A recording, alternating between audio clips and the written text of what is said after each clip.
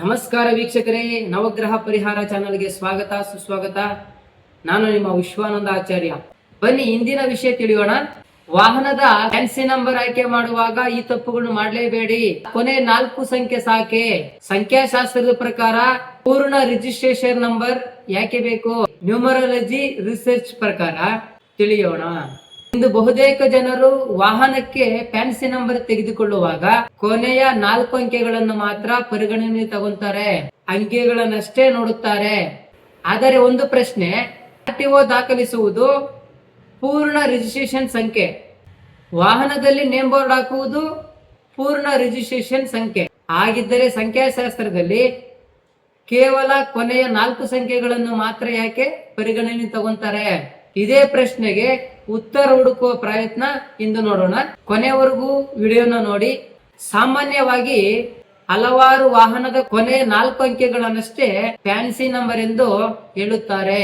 ಆದರೆ ನನಗೆ ಒಂದು ಪ್ರಶ್ನೆ ಮೂಡಿತು. ವಾಹನ ನೋಂದಣಿಯಲ್ಲಿ KA53HD7167 ಎಂದು ಪೂರ್ಣ ಸಂಖ್ಯೆ ದಾಖಲಾಗಿರುತ್ತದೆ. ವಾಹನದ ಮೇಲೂ ಇದೇ ಪೂರ್ಣ ಸಂಖ್ಯೆ ಇರುತ್ತದೆ. ಹಾಗಿದ್ದರೆ ಸಂಖ್ಯಾಶಾಸ್ತ್ರದ ದೃಷ್ಟಿಯಿಂದ ಕೇವಲ ಕೊನೆ 4 ಸಂಖ್ಯೆಗಳನ್ನು ಮಾತ್ರ ಫ್ಯಾನ್ಸಿ ನಂಬರ್ ಏಕೆ ಪರಿಗಣನೆ ತಗೊಂತಾರೆ ಅನ್ನೋದು ದೊಡ್ಡ ಪ್ರಶ್ನೆ ಉಳಿದಿದೆ.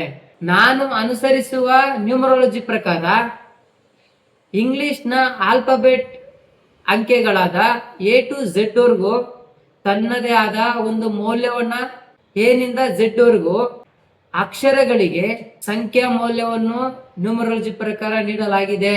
ಉದಾಹರಣೆಗೆ AIJYQ ಅದನ್ನ ಒಂದಾಗಿ ಪರಿಗಣನೆ ತಗೊಂಡರೆ BKR 2, CSLG 3, DMT 4, EHNX 5, UVW 6, OZ 7, PF 8. ಈ ರೀತಿಯಾಗಿ ನಮ್ಮ ಸಂಖ್ಯಾಶಾಸ್ತ್ರದಲ್ಲಿ ಇಂಗ್ಲಿಷ್ನ ಅಂಕೆಗಳಿಗೆ ಅದರದೇ ಆದಂಥ ಒಂದು ಮೌಲ್ಯವನ್ನು ಕೊಟ್ಟು ಈ ಒಂದು ನಂಬರ್ ಅನ್ನು ಕೊಟ್ಟು ನಿಗದಿಪಡಿಸಿದ್ದಾರೆ. ಅದರಲ್ಲೂ ವಿಶೇಷವಾಗಿ ಆಸ್ ಪರ್ ನ್ಯೂಮರಾಲಜಿ ಏನ್ ಹೇಳುತ್ತೆ, ಒಂದು ಮಗುವಿಗೆ ಅವರ ಅದೃಷ್ಟ ಸಂಖ್ಯೆ ಭಾಗ್ಯ ಸಂಖ್ಯೆಗೆ ಅನುಗುಣವಾಗಿ ನ್ಯೂಮರಾಲಜಿ ಪ್ರಕಾರ ಹೆಸರಿಡ್ತಾ ಇರ್ತೀರಿ ಅನ್ಕೊಳ್ಳಿ. ಹೆಸರಿಟ್ಟಾಗ ನಾವು ಪರಿಗಣನೆ ತಗೊಂತೀರಿ. ಆ ಹೆಸರಿಗೆ ಏನಿಂದ Z ವರೆಗೂ ಯಾವ ಲೆಟರ್ಸ್ ಬಂದಿರುತ್ತೆ ಅದನ್ನು ಕೂಡಿ ನಮಗೆ ಯಾವ ಅದೃಷ್ಟ ಸಂಖ್ಯೆ ಭಾಗ್ಯ ಸಂಖ್ಯೆಗೆ ಬಂದಿತ್ತು ಅಂತ. ಎಕ್ಸಾಂಪಲ್ ನಂದನ್ ನೋಡಿ, NANDHAN ನಂದನ್ ಅಲ್ವಾ. ಅದಕ್ಕೆ ನಮ್ಮ ನ್ಯೂಮರಾಲಜಿ ಪ್ರಕಾರ N ಅಂತಂದ್ರೆ 5, A ಅಂತಂದ್ರೆ 1, N ಅಂತಂದ್ರೆ 5, D ಅಂದ್ರೆ 4, H ಅಂದ್ರೆ 5, A ಅಂದ್ರೆ 1 ಮತ್ತೆ N ಅಂದ್ರೆ 5. ಈ ರೀತಿ ಒಟ್ಟು ಪೂರ್ತಿಯಾಗಿ ಕೂಡಿದಾಗ ನಮಗೆ 26 ಬರುತ್ತೆ. ಆ 2 + 6 ಮತ್ತೆ 8 ಆಗುತ್ತೆ. ಆ ರೀತಿ ನಮ್ಮ ಹೆಸರಿಗೆ ಮಾತ್ರ ಇಂಗ್ಲಿಷ್ ಆಲ್ಫಾಬೆಟ್ ಅನ್ನ ನ್ಯೂಮರಾಲಜಿ ಪ್ರಕಾರ ಪರಿಗಣನೆ ತಗೊಳ್ಬೇಕಾದ್ರೆ ನಮ್ಮ ವಾಹನ ಸಂಖ್ಯೆಯಲ್ಲಿ ಬರ್ತಕ್ಕಂತ ಆಲ್ಫಾಬೆಟ್ ನಂಬರ್ನು ಸಹ ಪರಿಗಣನೆ ತಗೊಬೇಕು. ಇದೇ ತರ್ಕವನ್ನ ಅನುಸರಿಸಿದರೆ ವಾಹನದ ಸಂಖ್ಯೆಯಲ್ಲಿ ಸಂಪೂರ್ಣ ರಿಜಿಸ್ಟ್ರೇಷನ್ ನಂಬರ್ನ ತೆಗೆದುಕೊಳ್ಳತಕ್ಕದ್ದು.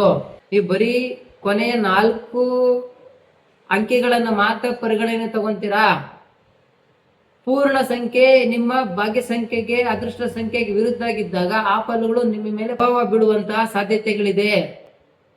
ಹಾಗಾಗಿ ದಯವಿಟ್ಟು ನ್ಯೂಮರಾಲಜಿಯನ್ನ ನೀವು ನಂಬುವುದಾದರೆ ಕ್ರಮಬದ್ಧವಾಗಿ ಅನುಸರಿಸಿ ನೀವು ತಗೊಂಡಾದ್ರೆ ನಿಮಗೆ ಆ ಒಂದು ಸಂಖ್ಯಾಬಲಗಳು ಗ್ರಹಗಳ ಪ್ರಭಾವಗಳು 9 ನವಗ್ರಹಗಳ ಪ್ರಭಾವಗಳು ನಿಮಗೆ ಅನುಕೂಲಕರ ಮಾಡಿಕೊಡುತ್ತದೆ. ನಾನು ಹೇಳುವುದನ್ನು ಅಂದವಾಗಿ ನೀವು ನಂಬಲೇಬೇಡಿ. ನೀವು ವಿದ್ಯಾವಂತರೆ, ನೀವೇ ಯೋಚಿಸಿ ಅಧ್ಯಯನ ಮಾಡಿ ನಿಮ್ಮ ಅನುಭವದ ಆಧಾರದ ಮೇಲೆ ನಿಮ್ಮದೇ ನಿರ್ಧಾರಕ್ಕೆ ಬನ್ನಿ. ಈ ವಿಡಿಯೋ ಇಷ್ಟ ಆಗಿದ್ರೆ ಲೈಕ್ ಮಾಡಿ, ಶೇರ್ ಮಾಡಿ, ಕಾಮೆಂಟ್ ಮಾಡಿ, ನಮ್ಮ ಚಾನಲ್ ಅನ್ನ ಸಬ್ಸ್ಕ್ರೈಬ್ ಮಾಡ್ಕೊಳ್ಳಿ. ಈ ರೀತಿ ನಿಮ್ಗೆ ಏನಾದ್ರೂ ಪ್ರಶ್ನೆಗಳು ಮಾಡಿದ್ರೆ ಕಾಮೆಂಟ್ ಮುಖಾಂತರ ತಿಳಿಸಿ. ಮುಂದಿನ ಸಂಚಿಕೆಯಲ್ಲಿ ಹೊಸ ವಿಚಾರಗಳೊಂದಿಗೆ ಸಿಗೋಣ. ಅಲ್ಲಿವರೆಗೂ ನಮಸ್ಕಾರ.